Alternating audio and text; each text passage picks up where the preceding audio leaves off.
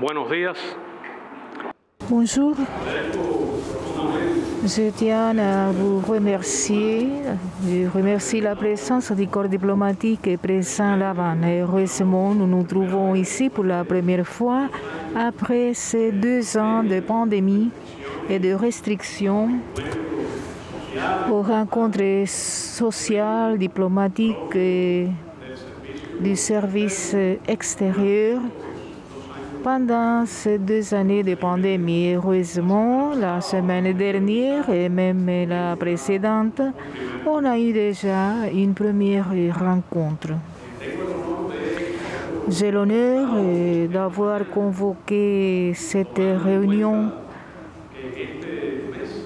en tenant compte que lors de ces mois, lors des jours à venir, aura lieu d'une façon intégrale la rouverture du pays, la reprise de l'économie limitée lors de cette période longue et difficile. Nous sommes aussi très contents de la rentrée scolaire dans tous les niveaux d'enseignement. Les enfants portant leur devise, rentrant à leur école en compagnie de leurs parents. Ceci est le moment dans lequel le pays rend hommage à notre personnel de la santé, nos médecins, scientifiques,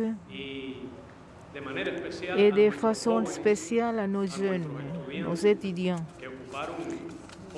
qui ont occupé une place d'avant-garde pour faire face à l'avant-garde, pour l'exercice de politiques sociales, pour protéger les malades, leurs familles, pour prévenir la contagion, protéger les personnes plus vulnérables, des personnes qui habitent seules, des personnes âgées qui ont eu besoin du soutien, de l'affection des voisins. Lors des jours à venir aura lieu la reprise des vols internationaux. On aura occasion de recevoir nos compatriotes que pour une période longue sont restés hors de Cuba parce qu'ils n'ont pas pu rentrer à Cuba à cause des difficultés aériennes ou à cause des difficultés financières provoquées par la pandémie au niveau global. Nous allons recevoir aussi dans une plus grande mesure le tourisme international des visiteurs provenant de tous les lieux, y compris des visiteurs états-uniens qui viennent à Cuba malgré les difficultés et malgré les restrictions. C'est donc un moment pour notre population, c'est un moment de fête, de célébration avec prudence. L'ouverture progressive pour arriver à ce que quelques-uns appellent la nouvelle normalité. C'est la célébration de la population. Vous avez participé de la joie de nos jeunes, de nos enfants qui vont dans des places de la ville, à la plage, au centre de récréation. Nous n'allons pas permettre que l'agression persistante du gouvernement des États-Unis,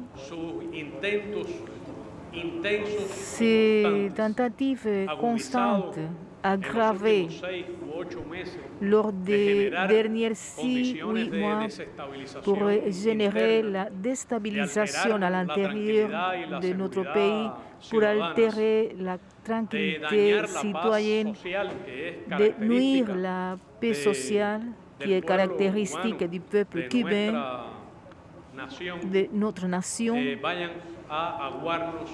que puisse nous faire rater cette fête. Nous n'allons pas permettre non plus que l'agression organisée depuis l'extérieur à partir des agents recrutés à entraîner et organiser, même transporter directement dans des voitures diplomatiques de l'ambassade des États-Unis présents à La Havane, puisse nous faire rater ce moment de joie de notre population.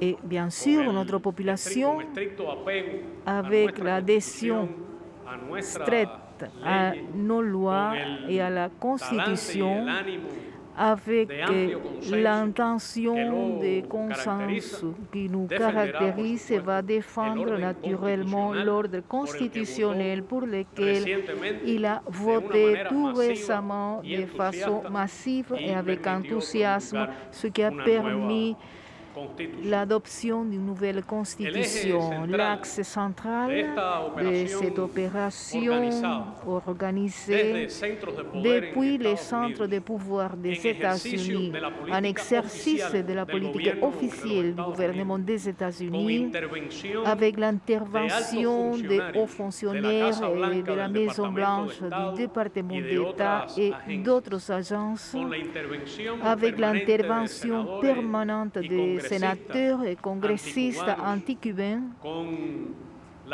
avec la participation d'entités répondant à la politique du gouvernement états-unien pour financer de diverses façons les soi-disant coups en douceur, tentatives de déstabilisation, porte bien sûr à des conséquences que dans d'autres pays ont provoqué des conflits, ont provoqué même des guerres, ont été suivies des interventions même militaires et occupations états-uniennes. Et l'axe central, le script suivi par le gouvernement des États-Unis est celui de montrer Cuba, de présenter Cuba, ce qui est une tentative d'espérer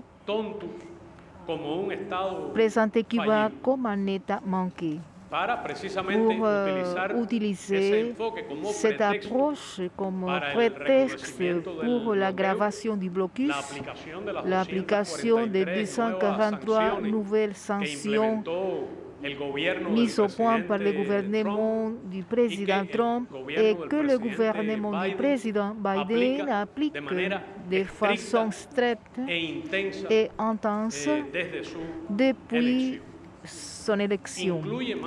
Inclut plus de 60 sanctions appliquées pendant la pandémie, en prenant le virus en tant qu'allié, en faisant plus génocidaire et extraterritorial le blocus.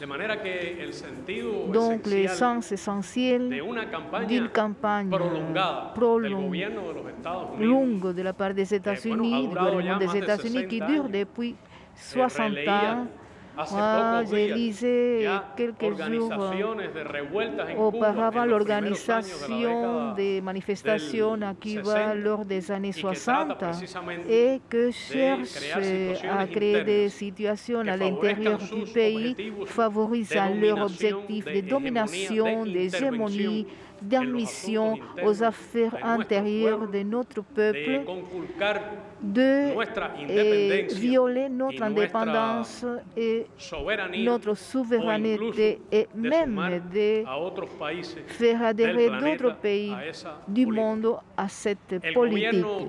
Le gouvernement des États-Unis sait parfaitement qu'avec les campagnes aggravées lors des derniers mois, il cherche à provoquer des situations de souffrance au sein de la population dans l'espoir de créer des conditions provoquant la soi-disant explosion sociale. Le gouvernement des États-Unis sait bien qu'avec ces actions, il cherche et il provoque des actions de déstabilisation et de violence, prétend altérer la paix au sein de notre nation. Pour ceci, il utilise un puissant dispositif de communication, notamment numérique. Il cherche à construire depuis la mensonge et la irréalité un scénario virtuel inexistant dans l'espoir de le faire devenir un scénario dans la réalité qui n'existe pas à Cuba. Il se sert de ressources financières importantes, de matériel mis à disposition par le gouvernement des États-Unis et ses agences, leurs opérateurs, leurs agents internes. Ils résident soit aux États-Unis, soit à Cuba, dans des cas très spécifiques, même dans d'autres capitales, notamment européennes. Il s'agit d'une opération orchestrée du point de vue matériel et pratique, notamment depuis le territoire des États-Unis, en alliance avec des groupes violents ayant un passé et même un présent d'actions terroristes contre notre peuple et contre les ambassades de Cuba dans divers pays. Il s'avale des pratiques et des modalités de communication typiques du scénario de polarisation extrême, de toxicité maximale que malheureusement caractérise actuellement les pratiques des États-Unis, notamment les pratiques électorales, et orientées vers le mois de novembre de l'année à venir. Facebook, par exemple, c'est une grande plateforme privée connue, dont l'objectif des propriétaires sont connus et que se caractérise par une pratique non seulement de violation des droits des citoyens à l'information vraie, à la privacité, à ce que ces données personnelles ne soient pas utilisées au trafic, qui envoie non seulement s'y dédique non seulement à encourager des messages de haine, de discrimination et d'autres formes de discrimination et qui provoquent violence. Tout récemment, il y a eu des documents publiés et des témoignages, même à l'intérieur, prouvent que ceci s'est développé de cette façon. Aujourd'hui, je tiens à vous informer que les groupes privés qui existent dans la plateforme Facebook réalisent non seulement des activités illégales du point de vue du droit international et du droit national aux États-Unis d'Amérique et dans d'autres nations depuis lesquelles opèrent en violation des lois cubaines, même en violation des soi-disant politiques de communauté dans les normes de la plateforme Facebook, en altérant des logarithmes, en altérant le mécanisme de géolocalisation pour sembler la présence massive à Cuba de personnes et de comptes que nous savons existent, sont présents à l'extérieur du pays, notamment en Floride et en territoire états-unien. Tel qu'il s'est déjà vérifié, Facebook pourrait être demandé par ces pratiques contre Cuba. Pour moi, le plus important, c'est de discuter, d'analyser les droits d'un État souverain, d'un peuple libre en exercice de la libre détermination face aux tentatives d'une puissance de vouloir s'immiscer aux questions intérieures, détruire l'ordre constitutionnel pour des motivations strictement politiques pour des motivations qui servent seulement aux intérêts des groupes de pouvoir que se bénéficient de la politique extérieure et que cherchent à manier la population états-unienne. Donc, il faut analyser le peuple. Il faut décider sur la paix de Cuba face à l'exercice illégal d'une puissance qui cherche à altérer cette situation. Le 26 octobre, des journalistes avaient demandé au porte-parole du département d'État quel était le rapport du gouvernement des États-Unis avec les soi-disant protestations à Cuba. Deux fois, le porte-parole a évité de répondre à cette question, mais elle a été généreusement répondue par plusieurs hauts fonctionnaires du gouvernement des États-Unis et des politiciens du dit pays, lesquels ont fait des menaces ouvertes d'application de nouvelles sanctions à Cuba et de représailles contre notre pays. Peut-être je m'abuse, il y a une heure à peine, et on a altéré ma compilation. Ce ne sont plus 28, mais il y a ce sont 29 déclarations faites par le gouvernement des États-Unis et des figures importantes du Congrès de la dite nation, seul depuis le 22 septembre. Presque une par jour orientée à encourager, orienter, instiguer à la réalisation des actions déstabilisantes dans notre pays. Il instigue au défi à l'ordre constitutionnel, aux lois cubaines, aux autorités.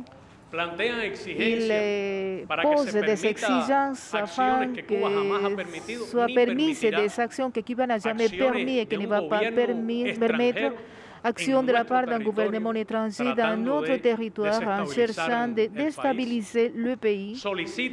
Il demande, il exerce des pressions vers divers gouvernements, quelques-uns desquels vous représentez, afin qu'ils adhèrent à ces actions contre Cuba. Ils ont même convoqué une partie de vous de façon quelquefois personnelle à participer, les diplomates présents à La Habana, à les faire participer dans des actions illégales de ce type. Ils présentent des présumés pacifistes, des manifestants d'une façon incorrecte, parce qu'on connaît très bien qu'il s'agit des agents étrangers qui encouragent des actions violentes, de vandalisme, et qui inévitablement vont créer des situations qui allaient altérer la paix interne. Il parle de combattants pour les droits civils avec d'une vraie façon honteuse. On réalise des actions depuis le Congrès des États-Unis. Malgré toute l'expérience que nous avons, malgré tout ce que le monde a vu lors des derniers 2 ans, il présente les deux poids, deux mesures. Il présente le cynisme et la hypocrisie con laquelle des figures des États-Unis font référence à ce sujet. Ce sont les mêmes qui ne disent un seul mot sur les massacres des défenseurs des droits de l'homme, d'activistes sociaux, ceux qui ne parlent pas de la répression brutale contre des manifestants en utilisant des équipements de répression qui sont plus associés à l'action militaire et non plus à l'action de l'autorité de l'ordre intérieur, qui ne disent un seul mot sur les lésions oculaires de centaines d'adolescents et jeunes de notre région même aux fonctionnaires du gouvernement des États-Unis qui font des visites officielles dans des pays qui se trouvent en appliquant des états d'exception contre la protestation sociale ou militarisation ou en demandant la législation terroriste pour réprimer la protestation sociale. Voilà, vous avez ici l'indication avec les dates, mais c'est incomplet à partir de la dernière publication de ce matin. Pendant le mois d'octobre, seulement dans le mois d'octobre, l'ambassade des États-Unis à La Havane a publié seulement au réseau Twitter 59 messages, dont 36 liés à ces questions et avec une tentative d'altérer l'ordre constitutionnel et la stabilité intérieure.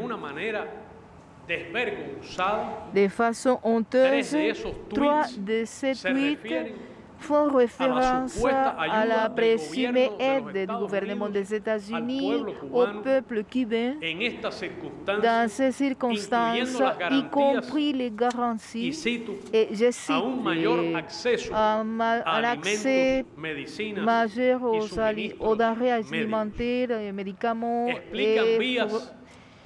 et produits médecins. Il utilise diverses voies pour envoyer l'envoi des biens humanitaires. Il manque de façon honteuse. Il n'y a pas eu d'offre d'aide de la part du gouvernement des États-Unis en matière humanitaire pendant la pandémie. Même quand il a eu lieu la rupture de la usine d'oxygène, on a démontré que pour envoyer d'oxygène à Cuba depuis les États-Unis, il était nécessaire d'une autorisation spécifique de la part du gouvernement des États-Unis. Ils n'ont pas envoyé un ton d'aliments, de médicaments de la part du gouvernement des États-Unis. Mais plutôt, ils ont obstaculisé avec leur régulation et la pratique agressive qui met en pratique le gouvernement Biden et qui vient depuis le gouvernement précédent, les dons généreux pour Ils ont envoyé des dons pour des groupes de Cubains qui sont présents aux États-Unis et qui appartiennent à l'organisation de la société civile états-unienne, qui ont envoyé avec beaucoup d'efforts. Sont eux qui ont pu envoyer une aide très importante.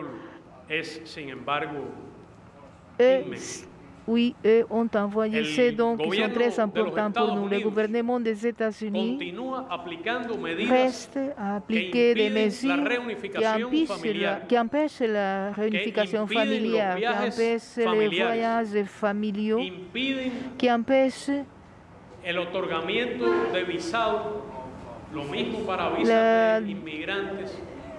qui empêche de délivrer des visas en violation des accords firmés entre les deux pays qui vont réduire les périodes de visa qui empêchent les citoyens qui vont résider au pays tiers et qui ont une double nationalité d'accéder avec ces passeports dans des territoires états-uniens.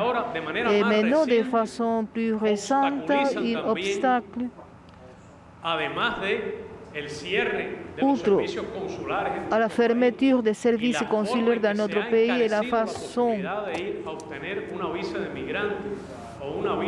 la façon d'obtenir ces visas qui devient très cher parce qu'il faut aller dans un pays tiers. Maintenant, il y a une nouvelle barrière, c'est l'exigence de la vaccination aux citoyens cubains voulant voyager aux États-Unis avec des vaccins reconnus par l'autorité de régulation des États-Unis ou bien par l'Organisation mondiale de la santé.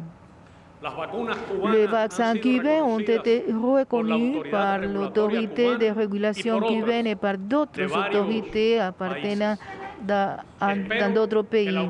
J'espère bien que l'Organisation mondiale de la santé puisse agir adhérant à ces normes en tenant compte de las circonstances d'émergence vécues actuellement dans la planète, dans des pays frères, tout particulièrement de l'Afrique, qui n'ont pas pu accéder aux vaccins et qui puissent rendre plus facile les procédures pour la certification des vaccins cubains en processus. On est encouragé de savoir que la OMS a une longue expérience et tradition de coopération à Cuba et de reconnaissance des vaccins cubains à partir du fait que ce pays est, et je le dis modestement, est l'un des meilleurs schémas de vaccination pédiatrique de la planète avec des vaccins reconnus au niveau international.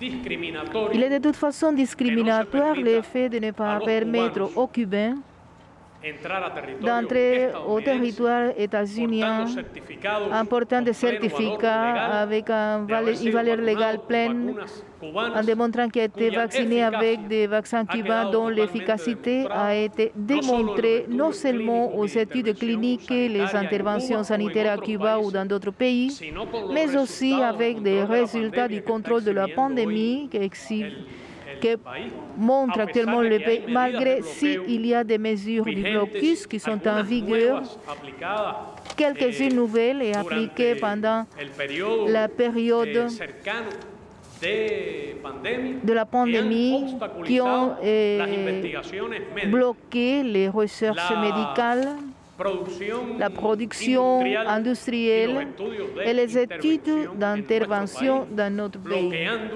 en bloquant l'importation d'équipements, de matériaux et de matières premières, de l'escalade industrielle du vaccin. Il est surprenant que le gouvernement des États-Unis, en même temps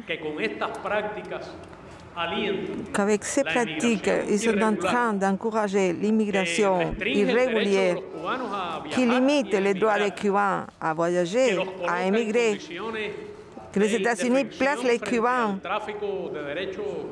dans la situation de trafic des personnes qui blessent les mêmes intérêts des États-Unis du point de vue d'application de la loi, des mesures contre le trafic des personnes, contre la traite des personnes, qui créent des situations critiques pour des pays frères, par où les Cubains qui partent de Cuba avec les visas de ces pays et qui partent sur des vols réguliers, ils deviennent, ces Cubains, un flux irrégulier et qui provoque la perte humanitaire, la perte de vie, et des situations dramatiques et même tragiques, non seulement sur les toits de la Floride, mais dans la forêt de Darien et d'autres routes d'immigration irrégulière. Il est surprenant le cynisme avec lequel le gouvernement états-unien a garanti,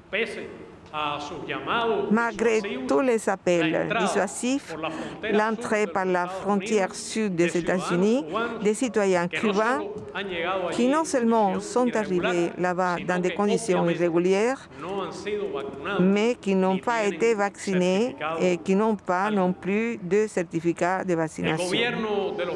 Le gouvernement états-unien, pendant ces 2 années de pandémie, a été incapable d'offrir de l'aide humanitaire à notre peuple.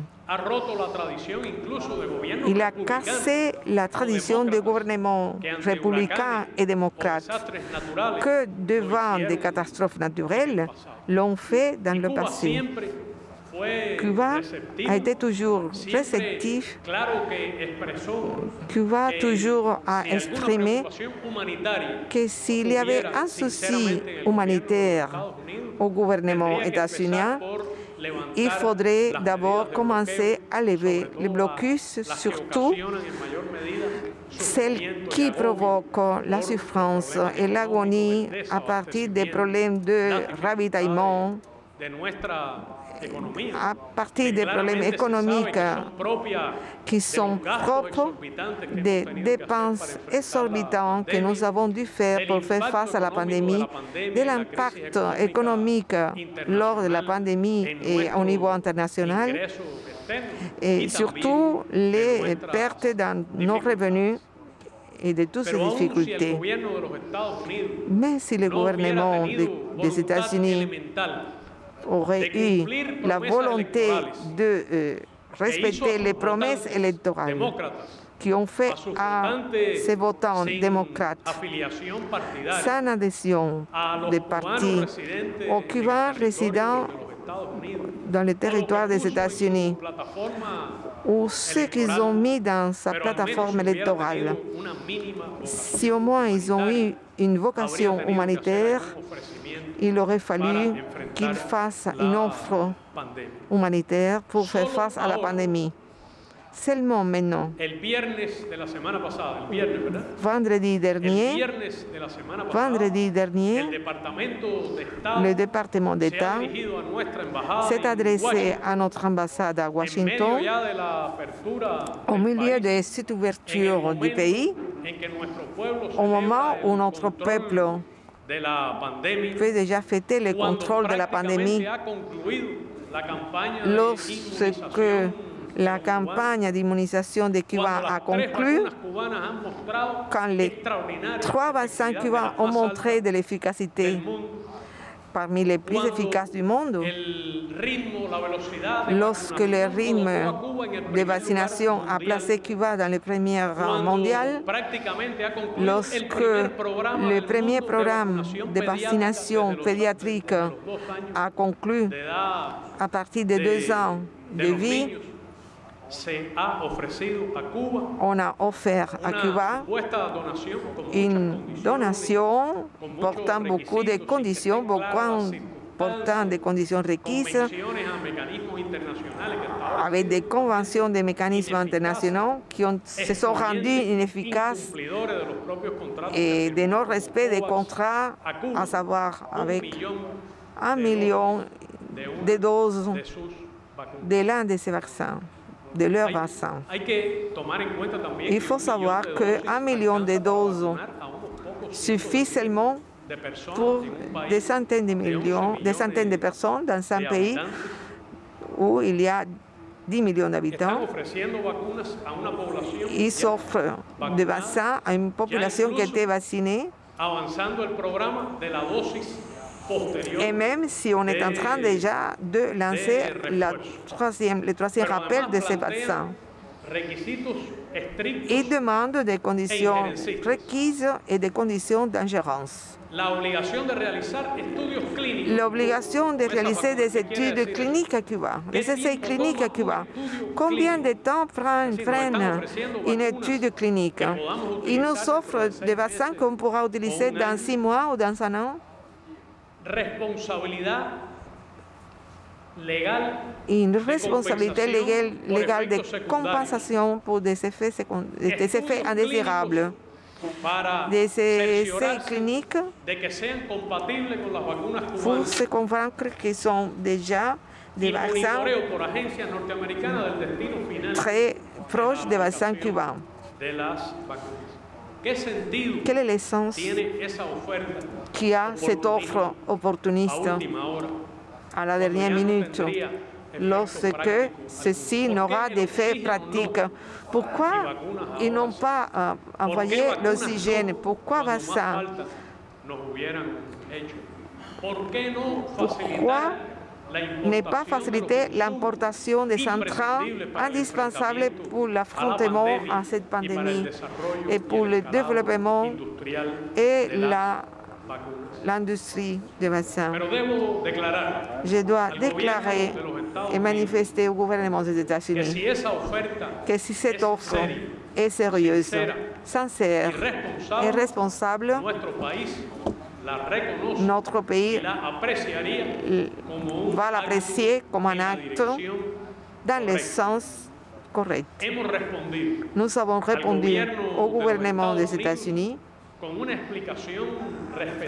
avec une explication respectueuse et adhérée à la vérité de la raison pour laquelle cette donation ne va pas contribuer à améliorer la santé des Cubains et ceci aura un impact et qui n'aura pas d'impact épidémiologique. Nous avons offert au gouvernement des États-Unis d'utiliser cette donation à côté des donations de vaccins cubains pour l'immunisation de la population dans un pays hautement nécessité qui pourra se trouver dans la Caraïbe, même avec la participation du personnel de santé états-unien et cubain pour l'application de ce programme de vaccination. Je réitère aujourd'hui notre offre et cette offre a été déjà faite au gouvernement des États-Unis d'une opération triangulaire conjointe et nous restons en contact avec quelques gouvernements des pays qui réunissent ces conditions, toujours en respectant la souveraineté de ce pays et si ces gouvernements s'intéressent à ces projets.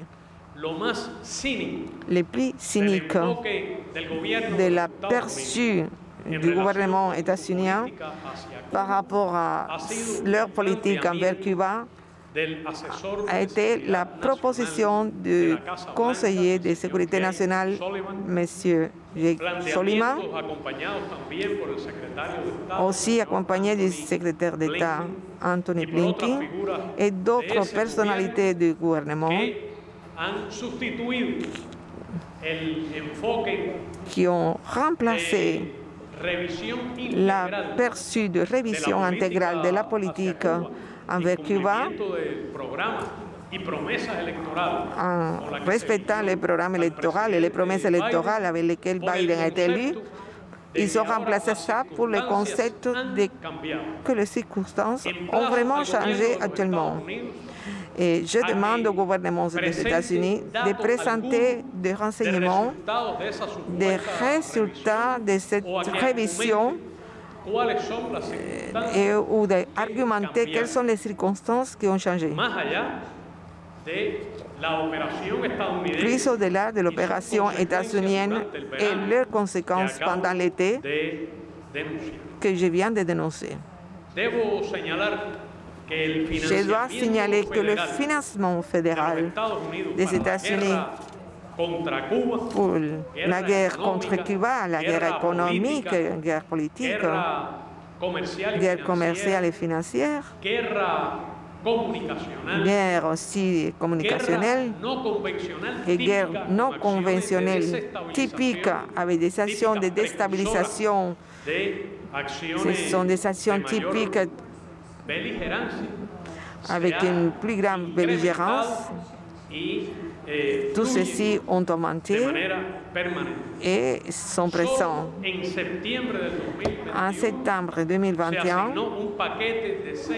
on a assigné un paquet de 6 millions de dollars à l'USAID pour 12 organisations qui opèrent dans la politique à Washington et à Madrid, dans l'affaire lucrative de l'industrie anti-cubaine et qui opère pour des actes de déstabilisation de notre pays.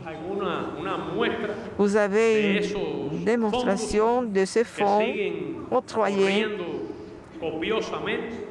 à présent Je ne vais pas m'arrêter, mais on a présenté les évidences nécessaires et publiques et réfutables de la part de notre gouvernement sur les actions de recrutement, d'entraînement et de financement, d'organisation et de soutien logistique des agents internes à Cuba que la loi des États-Unis pourrait déclarer comme des agents étrangers et qui pourrait pénaliser tous ces actes avec des privations de liberté. Il n'y a pas des actions autochtones de déstabilisation à Cuba, d'opposition à notre gouvernement. Vous marchez dans nos rues depuis quelques semaines. Vous pouvez parcourir tous les pays et je vous invite à le faire. Et vous pourriez constater la joie des gens, l'espoir, le bonheur de la famille et des enfants devant ces moments d'opportunité qui s'ouvrent dans notre pays à la fin de ces 2 années. Et nous sommes près de l'année prochaine et nous sommes sûrs que l'année 2022 sera une année d'opportunité pour notre peuple. Tandis que le gouvernement des États-Unis continue à attaquer Cuba et dépense l'argent des contribuants, cet argent qui va aller dans certaines poches, dans certains mécanismes de corruption électorale qui fonctionnent en particulier dans la Floride. Troisièmement, il y a une opération de toxicité dans les réseaux digitaux numériques et que le monde devra connaître et devra dénoncer. Il s'agit d'une politique d'encouragement à la haine, d'inciter à la violence, à la demande du délit. Non seulement notre peuple est en risque, mais ceci va vers le sens d'une politique traditionnelle depuis quelques années, surtout de l'ancienne administration états-unienne, mais qui continue par inertie dans ces gouvernements et qui vient altérer la paix sociale ainsi que générer des actions de conflit dans divers pays. C'est l'exportation des pratiques toxiques et sales des politiques électorales qui se sont lancées dans cette politique états-unienne envers d'autres pays, envers d'autres régions. Il est bien entendu que le gouvernement cubain, à côté de notre peuple, étroitement uni à notre peuple, en réponse de consensus largement communautaire de notre pays, va empêcher n'importe quel essai d'action non constitutionnelle ou anticonstitutionnelle, telles que les écoles de droit réfèrent, adressées à un changement de gouvernement à Cuba. On ne va pas le permettre. Nous allons utiliser nos lois, nous allons utiliser notre constitution, toujours adhérer à nos principes de notre État socialiste de droit et de justice sociale.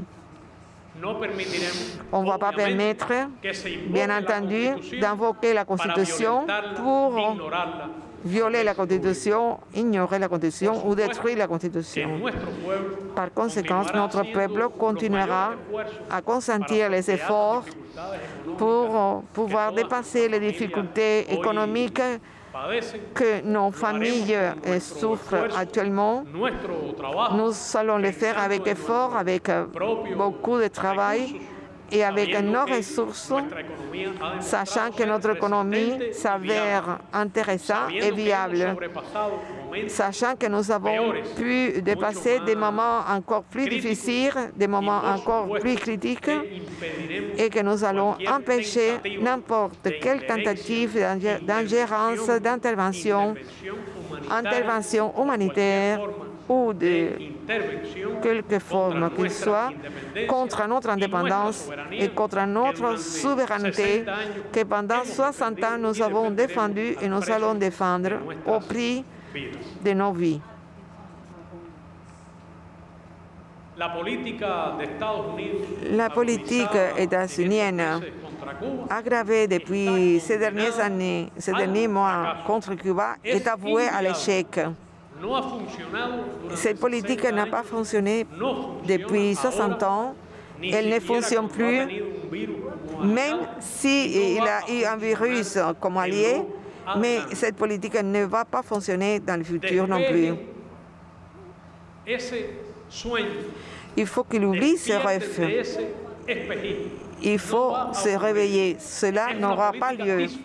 C'est une politique dysfonctionnelle, obsolète, ancrée dans le passé, coûteuse pour les contribuables états-uniens, inefficace, qui provoque au gouvernement des États-Unis le discrédit et l'isolement international. Donc, je demande la solidarité de la communauté internationale, de la communauté des nations, de l'Assemblée générale des Nations unies, l'organe le plus universel, démocratique et représentatif de cette organisation. Je remercie la solidarité des amis de Cuba partout dans le monde, des groupes de solidarité,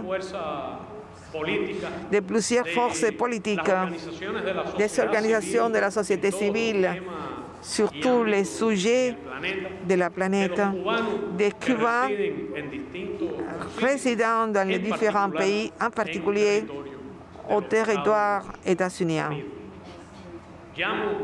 Je fais un appel au gouvernement à prendre en compte que les opérations de déstabilisation lancées par le gouvernement états-unien contre Cuba incluent des appels à l'harcèlement et à la violence contre les ambassades cubaines dans des pays que vous représentez. Ce n'est pas hypothétique. Je ne parle pas seulement du long trajet des actions terroristes contre les ambassades cubaines dans le passé. Je parle de menaces réelles, actuelles. Et je parle des faits récents, à savoir le 30 avril 2020, une attaque contre l'ambassade de Cuba à Washington avec un fusil d'assaut et des coups de balles, des projectiles que le gouvernement des États-Unis, dont le gouvernement des États-Unis n'a pas dit un seul mot de façon publique. Il n'a pas non plus condamné et il n'a pas qualifié non plus cet acte comme un acte terroriste. Je parle des tentatives de mettre feu à l'ambassade cubaine à Paris en 2021 et j'espère que l'Union européenne se prononce selon ses positions contre le terrorisme international dans ce sens. Je parle plus récemment de l'harcèlement au consulat de Cuba à Barcelone, en Espagne, avec des actes qui vont même à l'agression physique contre le personnel consulaire cubain. Je sais que parmi les diplomates souffrent aujourd'hui la pression publique et personnelle pour qu'ils adhèrent à ces actes de déstabilisation. Je sais qu'ils ne le feront pas parce qu'il s'agit des gens respectueux de la Convention de Vienne des relations diplomatiques et des droits internationaux et parce qu'ils savent parfaitement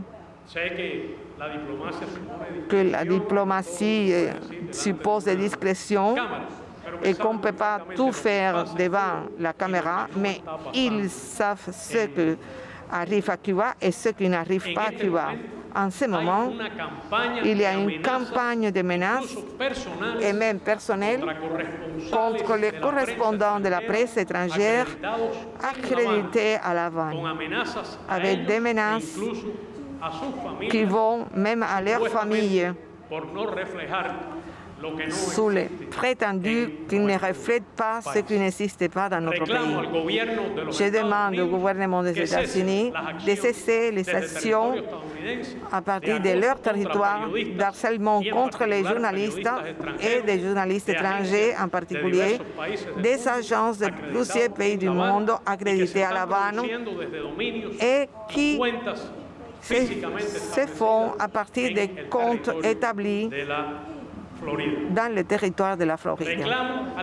Je demande aussi au gouvernement des États-Unis d'empêcher les menaces et le harcèlement contre les Cubains et contre les amis des Cubains dans les territoires états-uniens qui s'expriment en faveur de l'indépendance, de la souveraineté et de la culture nationale en défense de notre peuple face aux actes de guerre non conventionnels et les menaces de déstabilisation. Je demande qu'il n'y ait pas d'impunité parce qu'il y a une histoire d'impunité envers les groupes terroristes agissant contre Cuba. Et je demande que certains porte-paroles des groupes terroristes, parmi eux 2 groupes en particulier, extrêmement actifs comme agents internes de provocation organisés par le gouvernement états-unien, qui se trouve en Floride, d'appliquer les lois états-uniennes contre l'instigation à des actes terroristes contre notre peuple et contre les sièges diplomatiques. Qu'est-ce qu'il leur reste au gouvernement des États-Unis face à l'échec de leur politique? Nous devons défendre les droits internationaux qui mettent à l'abri à tous nos États, en particulier les États du Sud, les petits États. Nous devons défendre les droits à l'État, à l'indépendance, à l'exercice de la souveraineté, défendre à Cuba et avec Cuba les droits des peuples à la libre détermination et nous allons agir en faveur d'un meilleur monde et toujours pour prévenir que cette politique, ces pratiques continuent à s'appliquer comme il y a quelques cas pendant la dernière décennie contre n'importe quelle de nos nations.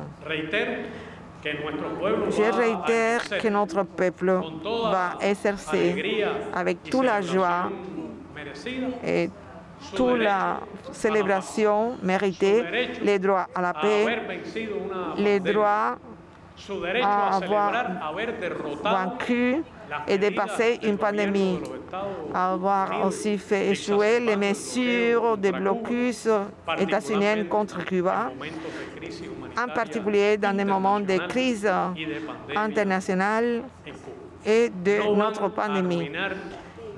Ils ne vont pas ruiner notre célébration. Ils ne vont pas empêcher notre fête. Je vous invite avec tout l'espoir de vous adhérer à la joie de notre peuple, de parcourir les rues et de participer aux différentes manifestations culturelles, académiques qui auront lieu pour la fin de l'année, y compris la célébration du nouvel anniversaire de La Havane, la capitale de Cuba. Je vous souhaite bon Noël, une bonne fin d'année pour vous tous et pour votre famille et une année fructueuse pour vos peuples. Je réitère notre reconnaissance et notre joie pour compter avec votre présence avec notre peuple qui nous encourage énormément. Je vous remercie énormément.